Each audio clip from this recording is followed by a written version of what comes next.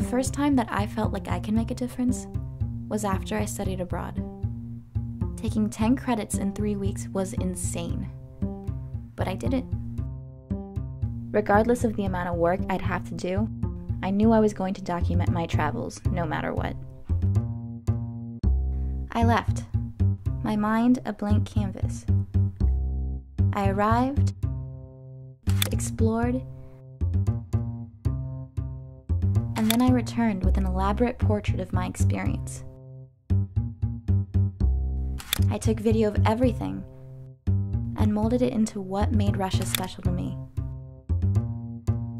After I came back, I knew I had a purpose in my life, and that purpose was to visually tell stories. It was a lot of fun. Hi, I'm Natasha, and I'm an aspiring documentary filmmaker. In my short film career, I've worked hard to make a difference in my local community and social media network. Let's check it out. I traveled to St. Petersburg, Russia for many master course, where I documented my entire trip. I made 2 short documentaries. One highlighted the majestic Hermitage Museum, its history, and why it is a famous landmark of St. Petersburg. If you viewed each piece for 30 seconds, it would take you 8 years to finish the museum. The museum itself, specifically the Winter Palace, consumes you in the Baroque genius of Bartolomeo Rastrelli. The next documentary focused on the taboo of orphanages, as I focused my argument towards the beautiful facility dedicated to the rehabilitation of mentally and physically disabled children. This experience meant a lot to me because it negated that stigma I had against orphan children. They are not considered outcasts because of their impediments. They get to socialize with other children their age who are just like them.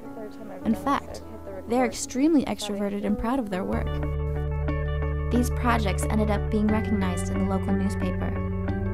My films, as well as a commercial I directed, are used to promote my community college's study abroad program to this day.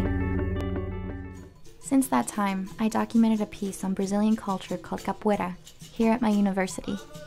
I was moved to tell the story of mystical Ramansa, a highly respected man in the art, because of how, according to him, the sport saved his life. As a result, he strives to make the world a better place by combining the philosophy of capoeira and permaculture to give back to the land. So to see an elder have the strength, the ability, and the intellect to move his body, move his mind, and move a whole culture of people internationally is very inspiring. After only 4 months of posting my piece online, it has already generated over 10,000 views worldwide. The best part of being a documentarian is all the diverse people I meet. They give me new insight. I cherish those moments with them, and more importantly, I get to share their stories or their culture, and that, to me, is beautiful. There are stories that need to be told, voices that need to be heard, and I want to tell them, the good and the bad, because, in the end, beauty isn't just about the good things. I want to look back at life and see what I've done in my time. Put in a video and reminisce on nostalgic moments when I came across the people I met who impacted me in one way or another. And maybe I did the same too. I'm looking to study in Spain for a semester. It has been my dream to live in a Spanish-speaking country. I'd be able to improve my first language. I've also dreamed about traveling along the Camino de Santiago de Compostela. But overall, I want to see new sights and document my travels for those unsung heroes in a world different from my own. Immersing myself in the culture will give me the experience I need to improve my work as a documentary filmmaker. Spreading the knowledge I gained from my journeys is something I know I can do. I just need the opportunity to tell that story. So, until then, I'll be waiting.